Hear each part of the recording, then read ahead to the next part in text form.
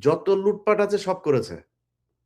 এই এই যে আসিফ মাহমুদ, এমন কোন লুটপাট আছে যেটা সে করে নাই? এমন মিনিমাম কোন জায়গা আছে যেটা করে নাই? এই যে মাহফুজ আমার কাছ থেকে টাকা চেয়েছে ১ কোটি টাকা। তোমরা কি? তোমরা এই যে এনসিপির কয়েকজন যে ফাল পাড়তেছো, তোমরা কি ভাই এই দেশের? কি তোমরা কি আমারে বলো? জুলাইতে তোমরা বিশাল আকারের একটা হাইপ, এই দেশের মানুষ তোমাদেরকে ভালোবাসছে, তোমাদেরকে বিশ্বাস করেছে। তোমাদের সেটায় লাথি দিয়া রাস্তা নামায় দিচ্ছে এখন। ডাক দাও, আমি ৫,০০০ মানুষ দেখতে চাই। ধান্দাবাজি আজকে থেকে শুরু হয়নি। কিচ্ছু বলি নাই। আসিফ ধান্দাবাজি করে, নাহিদ ইয়েতে থাকতে ধান্দাবাজি করেছে, মাহফুজের ভাই এখন প্রায় ৩-৪ হাজার কোটি টাকার মালিক। আমি মাহফুজকে জিজ্ঞেস করছিলাম যে, "আচ্ছা ভাই আপনার ভাই এরকম করে কেন?" কয়, "ভাই আমি বলে দিয়েছি যে এই আমার ভাইয়ের সাথে যেন আর কেউ যোগাযোগ না করেন।" জিজ্ঞেস করেন। ওরে জিজ্ঞেস করেন এই কথা হইছে কেন? উনি করেন না। উনার ভাই করেন, উনি কিচ্ছু বুঝেন না। সবকটা দুর্নীতিবাজ। সবকটা দুর্নীতি করে গিয়েছেন। দুর্নীতি করে তারপরে তারা এখন একটা সুশীল হয়ে একটি এমপি হইতে চান। ওরা আমি ওরে জিজ্ঞেস করলাম যে, এই যে যেদিন বাংলা এডিশনের উদ্বোধন, সেদিন এই হাসনাত, সার্জিস ওদেরকে কিন্তু আমি বিশাল সম্মান দিয়েছি ভাই। ওরা বিএনপির এত বড়, বড় নেতারা আমির খসরু ভাই, তারপরে অনেক বড়, বড় নেতারা গিয়েছেন। জামাতের প্রায় পুরো টিম, জামাত মানে ঐদিন আমি তো আসলে এখানে থেকে অ্যারেঞ্জমেন্টস করতে পারিনি। জামাতকে একটা অপমান করা হয়েছে সেদিন। আমিও জামাতের এই ভাই-টাই সবাই গিয়েছিল। মানে জামাতের খালি আ আমির, নায়েবে আমির বাদে সবাই গিয়েছিল সেদিন। ওগুলো ঠিকমতো আমি আপ্যায়নও করতে পারি নাই। এদের চোদনে। জুলাই যোদ্ধার বাবা এই সেই এদেরকে দিয়েই আমরা উদ্বোধন করিয়েছি। ঐদিন এই হাসনাত সার্জিস এদেরও আসার কথা ছিল। আসিফ আগের দিনও বলেছে আসবে। মাহফুজ দেখবে। আসে নাই পরে যদিও। যাই হোক, তো তারা আসার কথা বলে পরে আর আসলো না। মারামারি হইল গোপালগঞ্জে।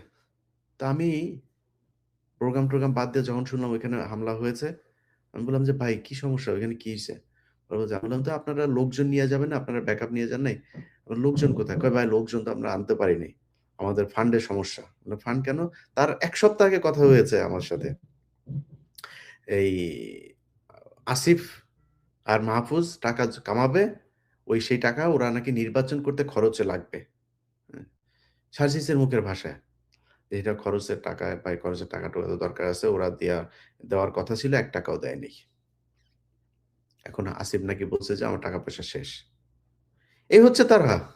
চাঁদাবাজ ভাই, কোন সমস্যা ছিল না। চাঁদাবাজ তো এই দেশে এরপরে যারা ক্ষমতায় আসতেছে তারাও চাঁদাবাজি শুরু করে দিয়েছেন। তো চাঁদাবাজি তো হচ্ছে, কোন সমস্যা নেই।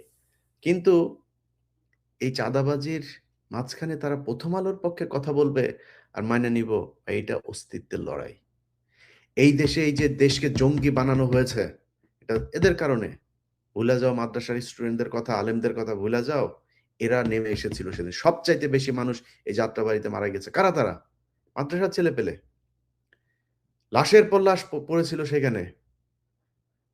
সেই তাদেরকে ভুলে গেছেন? তাদেরকে জঙ্গি বানায় আবার ফের ১ম আলোকে দিয়ে আবার জঙ্গি নাটক সাজায়ে তারপরে করবেন। এটিও, এন্টি টেররিজম ইউনিট যেটা, এই এটিও গতকালকে জেল গেট থেকে একটা ছেলেকে ধরে নিয়ে আসছে। তার জামিন হয়েছে। অনেক বছর পরে কালকে বের হয়েছে। তাকে ধরে নিয়ে আসছে। আমি এই ঝামেলা-টামেলার কারণে আমি এটাতে সময় দিতে পারি নাই। অফিস ভ্রমণ করে যা কয়েকটা মিডিয়াতে নিউজ-টিউজ করায়। তারা করছে। এইভাবে তাদেরকে জিম্মি করে তারপরে নিউজ করাচ্ছে। আপনি এখন যদি বলেন ইউনূসকে জিম্মি করতে চান, পারবেন তো? ব্যাপক দুর্নীতি করেছে ইউনূস। ইউনূসের ভাই, ভাতিজা, এক অপূর্ব নামে এক ভাতিজা আছে। যত লুটপাট আছে সব করেছে।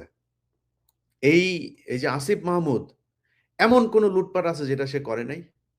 এমন মিনিমাম কোন জায়গা আছে যেটা করে নাই? এই যে মাহফুজ আমার কাছ থেকে টাকা চেয়েছে ১ কোটি টাকা।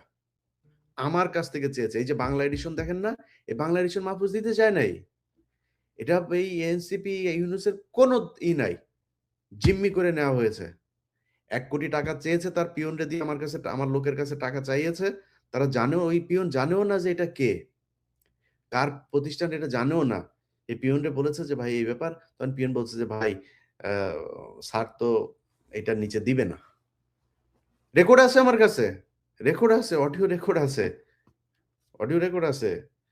এই লাইনে থাকতে শুনবেন?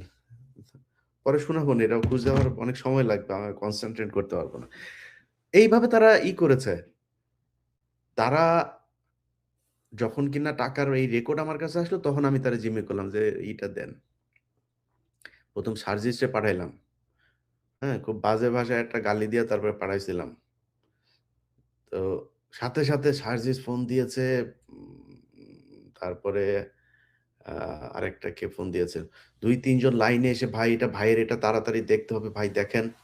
এভাবে দিয়েছে। চোরের বাচ্চারা! সবকটা চুরি করেছে। চুরি কইরা টাকা-পয়সা কামায়া এখন ওনারা ওই যে পিছনে এই যে এতগুলি পোলাপান যে আপনার জীবন দিল, এই পরিবার, আহতের পরিবার, কারোর কোনো খোঁজ নাই। ওই কয়দিন আগে তারা করেছে, আপনার এই যে মনোনয়ন করেছে, ফর্ম বিক্রি করেছে।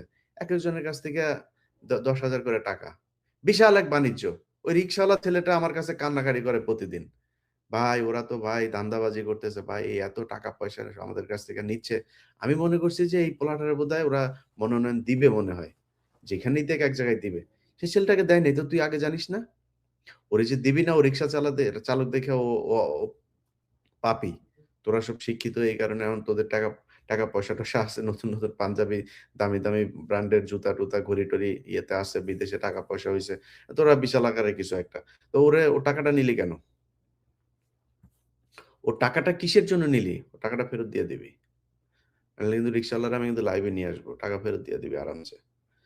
তো আমি আমি এদেরকে না কিচ্ছু বলি নাই এতদিন ধরে। আমি এদেরকে বলেছি যে, "ভাই আপনারা জুলাই যোদ্ধা ছিলেন। আপনাদেরকে সম্মান করি ভাই। কিছু জায়গায় একটু থেকেন।" আরে ভাই তুই 'প্রথম আলোরে' নিয়া যখন কথা বলবি, 'প্রথম আলোর' পক্ষে 'প্রথম আলোর' অফিসে গিয়া যখন ভাষণ দিবি, তুই আমার চ্যাটের বাল। এর আগে একবার আসিফরে মাফ করছি। আসিফ মাপ চাইছে। মাপ চাইছে যে, "ভাই এরকম আর জীবনে কোনদিন হবে না।